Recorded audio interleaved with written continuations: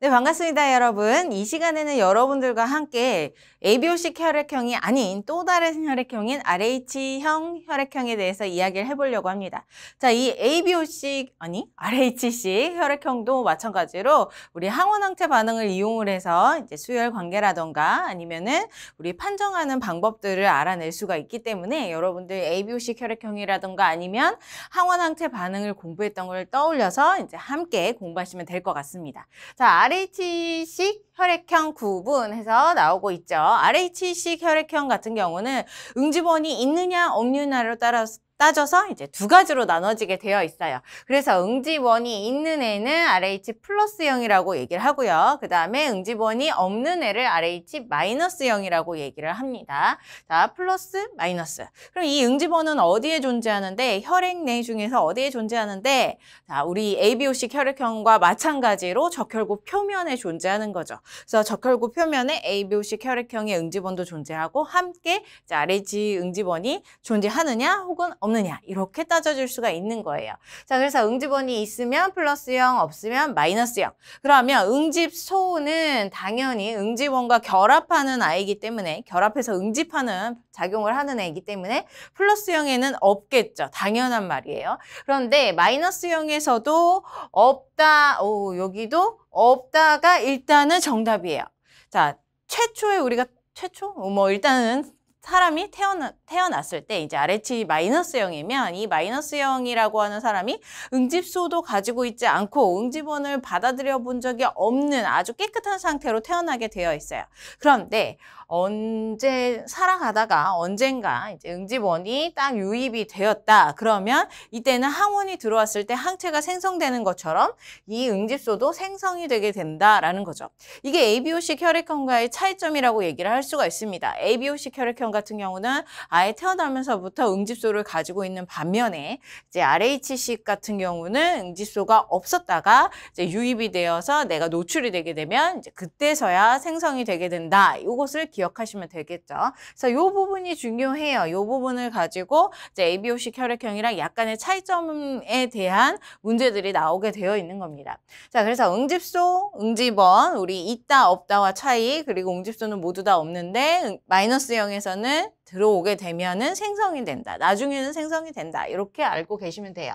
자, 그래서 우리 다음으로 넘어가서 그럼 판정은 어떻게 하느냐. 자, 이것을 판정하기 위해서는 우리 계속 ABO식 혈액형이랑 얘기를 하는데 걔네들이 사용했던 방법이랑 동일하게 혈청을 사용을 합니다. 자, 이 혈청에는 응집소가 존재하겠죠. 응집소가 존재하는데 이 혈청을 우리는 뭐라고 부를 거냐면 싫어하는 거죠. 싫어한다. RH 응집원 혈청. 그래서 RH 혈청 이렇게 부르는 거예요. 그래서 이 RH 혈청에 응집이 되게 되면 응집원이 있기 때문에 플러스형이라고 얘기할 수가 있고 응집이 되지 않으면 이제 응집원이 없기 때문에 마이너스형이다 이렇게 표현을 해줄 수가 있겠죠. 그럼 이런 혈청들은 어떻게 구할 수 있느냐? 뭐 사람의 피에서 구할 수도 있겠지만 웬만해서는 사람의 피를 건들지 않죠. 사람을 실험 대상으로 사용하지 않죠. 그래서 자, 붉은 털 원숭이를 사용을 하게 됩니다. 이 붉은 털 원숭이는요, RH 플러스형이에요. 얘는 플러스형이 있고 마이너스형이 있고 사람처럼 이렇게 각각 종류가 달라지는 그런 게 아니라 이 붉은 털 원숭이 같은 경우는 무조건 RH 플러스형이다 라고 볼 수가 있어요. 그래서 이 RH 플러스형의 붉은 털 원숭이의 피를 누구한테 줄 거냐면 토끼한테 주는 거죠. 왜 그러냐면 토끼는 RH 마이너스형이니까. 얘 같은 경우는 응집원이 없고 응집소도 없는 상태, 마이너스형이니까. 자, 그런데 이 원숭이한테 혈청과 그 다음에 혈구 중에서 적혈구 이렇게 두 가지가 있을 거예요. 혈액을 모두 다 주게 되면 토끼한테 주게 되면은 그냥 만사오케이고 그다음에 조금 더 문제에서 어렵게 혹은 여러분들이 정확하게 개념을 알고 있는지 물어보기 위해서는 자, 이 원숭이에 적혈구를 줬느냐 아니면 혈청을 줬느냐 이렇게 물어볼 거예요. 그러면 RH 플러스의 응집원을 줘야 되기 때문에 우리 원숭이는 적혈구를 토끼한테 주사를 해야 된다라고 여러분들이 답을 내주셔야 됩니다. 왜 그러냐면 적혈구에 응집원이 존재하니까. 자, 그래서 RH 플러스의 응집원 적혈구를 우리 토끼한테 주사를 했습니다. 그러면 이 토끼는 RH 마이너스형이었는데 이런 응집원을 본 적이 없어요. 이런 항원을 본 적이 없어요. 그래서 이 토끼 몸에서 항원으로 인식을 하고 항체를 생성하기 시작을 하죠. 그 항체가 바로 응집소라고 얘기를 해줄 수가 있는 거죠. RH 응집소. 자, 그래서 이 응집소를 이제 우리가 항 RH 혈청으로 사용을 할 거예요. 그러면 이 혈청을 사용하기 위해서 토끼의 적혈구를 빼서 사용을 할 것이냐 아니면 혈청을 빼서 사용을 할 것이냐 두 가지를 물어보게 됩니다. 그러면 이렇게 봤을 때 아래쪽이 적혈구고 무거운 애들이 아래쪽에 쌓이니까 적혈구고 위쪽이 물의 성분인 혈청이 되겠죠. 이 혈청을 채취를 해다가 이것을 해다가 이제 사람의 항 RH 혈청으로 사용해서 사람의 혈액형을 판정하게 된다는 거예요. 그래서 토끼의 혈청, RH 우리 응집소가 있는 혈청을 뽑아다가 우리 사람 혈액을 섞게 되면은 RH 플러스형인 사람 같은 경우는 이제 응집이 일어나겠죠. 요러한 모양으로. 왜 그러냐면 사람의 적혈구에도 이제 이 응집소가 가지고 있는 항원항체 반응을 할 수 있는 이제 응집원이 존재하니까. 자, RH-형은 응집원이 없습니다. 그러니까 응집 반응이 일어나지 않는 모습을 보여주고 있겠죠. 그래서 우리 붉은털 원숭이의 적혈구를 이용해서 이제 토끼한테 항체를 만들어주고 그리고 그 항체가 이제 토끼의 혈청에 존재해서 그것을 사용해 항 RH 혈청으로 사용을 한다. 그래서 우리 피에 사람의 혈액형에 판정할 때 사용을 한다. 이렇게 알고 계시면 돼요. 자, 그러면 수혈 관계는 어떻게 이루어지느냐? ABO식 혈액형이랑 동일해요. 이제 같은 혈액형 간의 수혈을 주로 권장을 합니다. 하지만 너무나 없어. 그 혈액형이 너무나 없어서 소량 수혈을 할 수 있을 때에는 이제 그 소량 수혈 때에 줄 수 있고 받을 수 있는 관계들이 생성이 되게 되는 거죠. 자, RH 플러스 일단은 주는 사람 여러분들 생각을 ABO식 혈액형 공부할 때 혹은 여러분들 교재의 위쪽에 ABO식 혈액형에 대한 수혈 관계에 대한 설명을 보시면 주는 사람 같은 경우는 무엇을 많이 주게 되냐면 응집원을 많이 주게 되어 있어요. 응집소의 양보다는 이렇게 우리가 수혈 팩에 혈액이 들어가 있죠. 그 혈액 안에는 응집소보다는 응집원이 훨씬 더 많기 때문에 주는 사람은 응집원을 주는 것과 동일하다라고 보면 되고 그 다음에 받는 사람은 이제 몸 전체의 혈액이 그 수혈받는 팩과 함께 혈액과 함께 반응을 하기 때문에 응집소의 양도 너무나 많다. 그래서 주는 사람은 응집원을 생각을 하시고 그 다음에 받는 사람은 응집소를 생각을 하시면 되겠죠. 자, RH형도 마찬가지예요. 여기 수혈 관계를 한번 보시면 RH 플러스와 RH 플러스 사이에는 당연히 수혈이 가능하고요. 마이너스와 마이너스 사이에도 당연히 수혈이 가능합니다. 두 개의 관계가 같으니까. 그런데 이제 플러스와 마이너스 사이에서 어떻게 주고받을 수 있느냐 그것을 생각을 하는 거죠. 자, RH 플러스 같은 경우는 응집원이 있어요. 그래서 주는 사람으로 해당이 되었을 때 응집원을 RH-한테 딱 주게 되는 거죠. 그럼 RH- 몸속에는 응집소가 없으니까 일단 응집 반응을 안 하지만 문제는 이제 계속적으로 생성이 되게 된다. 며칠이 지나게 되면 생성이 되게 돼요. 그래서 한 번 아주 찌끔은 줄 수가 있지만 RH-한테 줄 수는 있지만 실제적으로는 이렇게 주게 되면 응집소가 생성이 되기 때문에 몸에 별로 안 좋겠죠. 나중에 어쩌다가 들어올 때에도 바로 응집 반응이 일어날 수가 있기 때문에 그래서 RH 플러스에서 마이너스한테는 주지 않습니다. 수혈을 하지 않는다. 자, RH 마이너스에서 플러스 쪽으로는 주느냐 이것을 보게 되면 RH 마이너스 같은 경우는 응집원이 없어요. 그러니까 플러스한테 줘봤자 플러스는 응집소도 없고 응집원은 있지만 응집소, 반응하는 응집소가 없기 때문에 자 서로 간의 반응이 일어나지 않는다. 응집 반응이 일어나지 않는다. 그래서 소량 수혈에서는 RH-가 플러스한테는 줄 수가 있습니다. 플러스가 마이너스한테는 줄 수가 없지만요. 이렇게 한번 줬을 때 생성이 되기 때문에 응집소가 생성이 되기 때문에 줄 수가 없다라는 거 꼭 기억하시면 될 것 같아요.